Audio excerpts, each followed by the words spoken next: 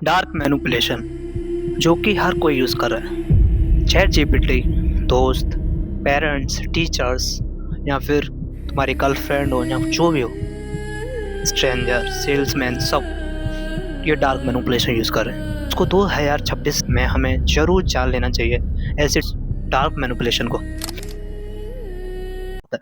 Dark manipulation वो होती है जो कि एक इंसान को दिमाग को खेलना, किसके थ्रू? वर्ड के थ्रू, शब्दों के थ्रू, और शब्द प्लस इमोशनल प्लस मतलब ऐसी चीज दिखाना कि तुम्हें ऐसा लगे कि तुम ही सब कुछ हो। और वो अब तुम ही सब कुछ हो, अगर तुम्हें ये फील कराए कोई, तो याद रखना कि वो तुम्हें मैनिपुलेट कर रहा है, तुम उसके कंट्रोल में आ चुके हो। और जब तुम उनके कंट्रोल में आ चुके हो तो वो तुमसे कुछ भी कर सकता है। ये होती है डार्क मैनिपुलेशन। अब हम बात करेंगे डार्क मैनिपुलेशन जो कि सबसे ज्यादा यूज होता है गैस लाइटिंग। मतलब कि तुम्हें ऐसे फील कराते हो दूसरे को, बंदे को, कि तूने ही ये करा। गलती तो तुम्हारी होगी लेकिन तुम्हें ये अपनी गलती को दूसरे पे थोप देते हो। जैसे कि मैं एग्जांपल लेता हूँ, दोस्त के घर गए, जैसे ही तुम उसके पास पहुंचे तो उसके मतलब हाथ से ब्रश छूट गया, वो ड्राइंग बना रहा था और ब्रश छूट कर उसके ड्राइंग पे, गलती तो उसके थी। अब वो बोलेगा तेरी वजह से मेरा ड्राइंग बेकार हुई। अब जब तू उससे मतलब तुमसे बोलेगा तो तुम्हें बुरा लगेगा कि यार मेरी वजह से इसकी मैं सब ड्राइंग बेकार हो गई, अच्छा मैं आता ही नहीं यहाँ पे, ऐसे तुम फील करो। अच्छा तुम ऐसा फील करोगे तो वो इंसान तुमसे कुछ भी कर सकता है कि यार तू ये पानी लेके आ मेरे लिए, मैं फिर से बनाऊंगा, ये सब करा। अब तुम्हें रिग्रेट के चक्कर में तुम हर चीज कर दोगे इसकी। अब जब तुम रिग्रेट के चक्कर में हर चीज कर दो तो उनकी, तो तुम मैनिपुलेट हो गए। तो याद रखना ये चीज मतलब ज्यादातर यूज होती है। तुम ये स्टिल रहो कि तुम अवेयर हो हर चीज के साथ। और तुम अवेयर नहीं रहोगे तो इसको गैस लाइटिंग को कभी नहीं तोड़ सकते। और ये बहुत ज़्यादा पावरफुल होता है कि एक इंसान के इमोशन को पूरी तरह से तोड़ देता है। वो एक इंसान अपने ही चॉइस नहीं ले पाता गैस राइटिंग है उसमें। तो इसलिए इससे बचना है तो अवेयर रहना सीखो, ठीक है। स्टे अटेंशन, देखो कि मैंने मेरी गलती थी या फिर ये बंदा मुझे गैस लाइटिंग कर रहा है, ठीक है, ये देखना सीखो। दूसरा है लव बॉम्बिंग, जो कि एक इंसान तुम्हें इतना प्यार करता है कि तुम्हें ये पता नहीं चलता कि वो इतना प्यार क्यों कर रहा है, ठीक है। जैसे कि अगर बोले पेरेंट्स तुम्हें इतना प्यार करते हैं बहुत ज़्यादा, अब तुम पेरेंट्स के खिलाफ कहीं भी कोई भी डिसीजन लेते हो, जैसे कि तुम्हें मतलब अच्छा लगता है सिंगिंग करना, अब तुम्हें वो पेरेंट्स बोले कि तू कंपटीशन की तैयारी करेगा, तुम उसको कंपटीशन की तैयारी को जब तुम मना करोगे तो पेरेंट्स बोलेंगे कि यार तूने मतलब हम तुझको बचपन से पाल रहे हैं, हम बड़ा हमने करा, हमने सब सावन चीज दी खाने पीने की, अब तू उसको नकार रहा है, अब तुम चाह कर भी न कर पाओगे, ठीक है। तो फिर तुम वो यूज करो, उस डायरेक्शन में जाओ जो पेरेंट्स बोल रहे हैं। तो याद रखना कि ये हर जगह यूज हो रही है लव बॉम्बिंग। जैसे तुम्हारी गर्लफ्रेंड भी कर सकती है कि तुम ये करो कि ऐसा ऐसा, अगर तुम ऐसा नहीं करोगे तो मैंने तो तुम्हारे साथ इतना प्यार करा, तुमसे भरोसा दिखाया, फिर तुम इसको तोड़ रहे हो। तो ये यूज करते हैं, तुम्हें तोड़ेंगे, मतलब ऐसा लगेगा कि यार मैं कर क्या रहा हूँ, क्या मैं इस बंदे को हर्ट फील करा रहा हूँ। तो ये चीज बहुत ज्यादा खतरनाक होती है लव बॉम्बिंग, ठीक है। टीचर भी यूज कर सकता है, हर कोई यूज करता है, दोस्त वगैरह भी यूज करते हैं। तीसरा, हम वैलिडेशन चाहते हैं। कोई एक मान लो कि तुम्हारा कोई दोस्त है, ठीक है, अब तुम गए उसकी पैंट शर्ट पहन के, अब तुम बोलोगे कैसा लग रहा हो, बोलता अच्छा लग रहा है। अब वो जो भी बोलेगा वो तुम करोगे, अब वो बोलेगा कि यार तू इसमें ना टाई लगा ले और अच्छा लगेगा, उसकी वैलिडेशन पाने के कारण तुम टाई लगा लो। अब जब तुम टाई लगाओगे तो लग रहे होगे तुम बेकार से, लेकिन वो बोलेगा अब अच्छा लग रहा है, क्योंकि वो वहाँ पे तुम वैलिडेशन चाहते हो। तुम अपने आप से ये नहीं सोच पा रहे कि मैं ही खुद में ही अच्छा लग रहा हूँ, मैं खुद देख कर ही पता चलता हूँ, किसी के मुझे वैलिडेशन नहीं चाहिए। ये वैलिडेशन वाला केस बहुत ज़्यादा ही वास्ट हो जाता है, ठीक है, मतलब इसमें बहुत ज़्यादा यूज़ होता है। मतलब मैं बोलूँ तो मेरे साथ भी होता है कि मैं कहीं न कहीं वैलिडेशन चाहता हूँ किसी से, और जब मैं किसी से वैलिडेशन चाहता हूँ तो मैं ही खुद फँस जाता हूँ कभी-कभी। तो ये होता है यार, मतलब तुम वो चीज़ हो, तुम चाहते हो कि उससे बचे रहो लेकिन तुम बच नहीं पाते। तो याद रखना, इससे वैलिडेशन से बचे रहना, अवेयर रहो हमेशा। क्या पता तुम वैलिडेशन करने के चक्कर में पता नहीं क्या कर जाओ। या चौथा पॉइंट, बस उसको ऐसे क्वेश्चन पूछते हो कि सामने वाला बोल दे हाँ, मतलब तुम्हारा ही क्वेश्चन होगा और सामने वाला बोलेगा हाँ, और जब वो सामने वाला हाँ बोल देगा तो वो मैनिपुलेट, क्योंकि तुमने ही वो क्वेश्चन बुना था और सामने वाला फंस गया उस जाल में। तो ये क्वेश्चन पूछने का तरीका ऐसा हो सकता है कि चल रहे हैं वहाँ पे, और वो मना नहीं कर सकता, ठीक है।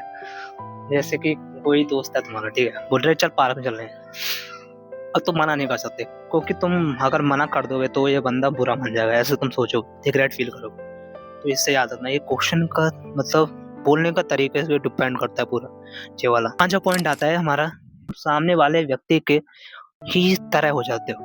और जब ये तरह हो जाने वाला ये केस है ना, बहुत ज्यादा डार्क हो जाता है। जैसे कि एक कहानी सुनोगी तुमने कि एक भेड़िया होता है जो कि किसके कपड़े पहन लेता है, भेड़ का। और जब भेड़ के सब कपड़े पहन लेता है, वो किस लिए पहनता है, क्योंकि वो भेड़ को खा सके, उसका रूप ले लेता है भेड़ का। अब वो अंदर घुसता है तो सब भेड़ को चट कर देता है। तो वही केस होता है कि तुम सामने वाले व्यक्ति की तरह बन जाओ और अपना काम निकलवा लो, या फिर तुम उसको मैनिपुलेट करो, उसको यूज करके तुम आगे बढ़ जाओ।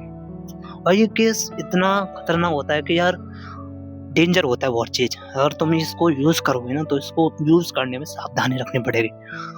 अगर कहीं भी गलती हुई तो तुम्हारा ही नुकसान होगा, ठीक है। और छठा होता है हमारा, एक इंसान को फियर को यूज करना, एक डर को यूज करना। ये सामने वाला व्यक्ति डरा हुआ है, और सामने वाला व्यक्ति जब डरा हुआ है तब तो उसको डर को यूज कर। इसमें मतलब मेरा पेपर का एग्जाम बहुत खराब हो सकता है।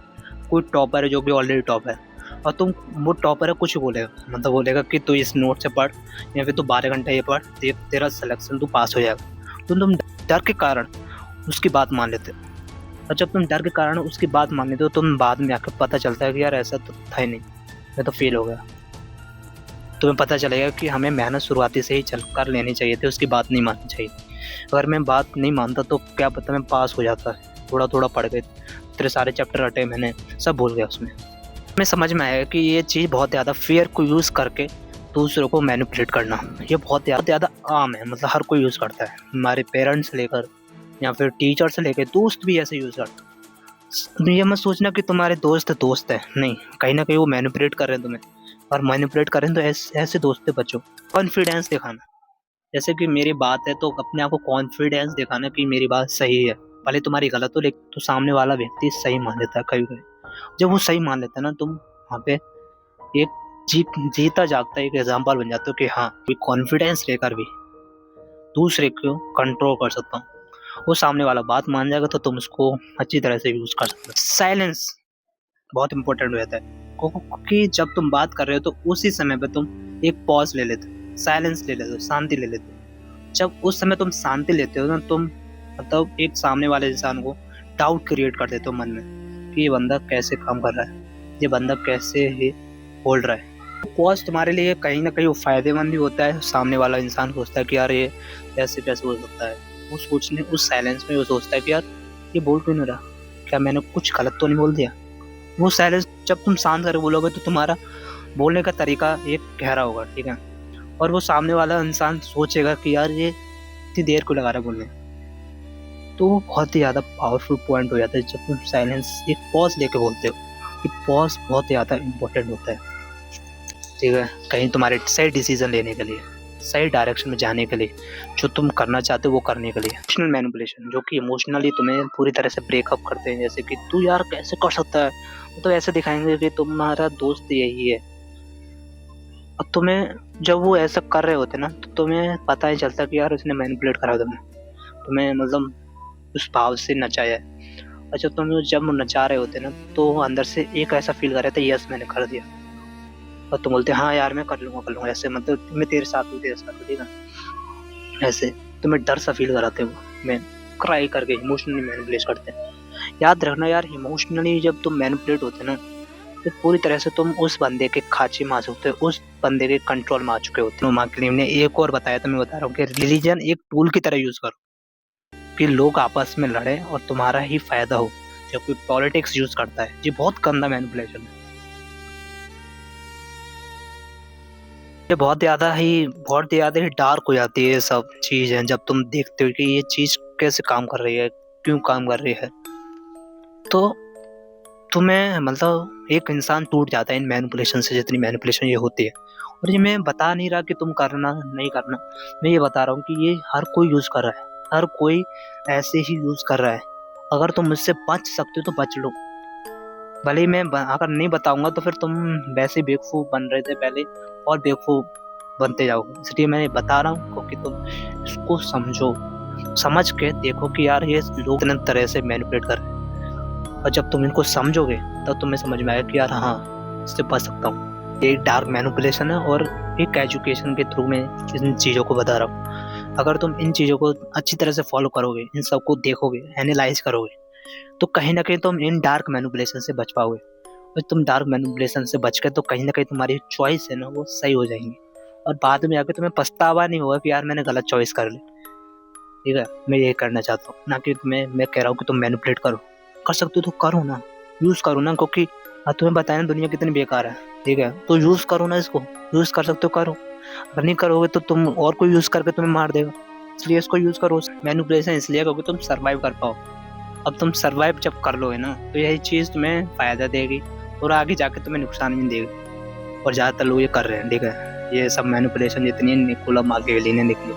ठीक है, अगर मेरी वीडियो आपको अच्छी लगी तो कि कैसे हम बिना समझे जी सकते हैं, और इस वीडियो बताया है क्यों हम किसी चीज़ को मान लेते हैं। ठीक है, फर्स्ट ये वीडियो उन दोनों को ज़रूर देखना, और मिलते हैं फिर नेक्स्ट वीडियो में कुछ एक नई चीज़ तक के लिए। धन्यवाद।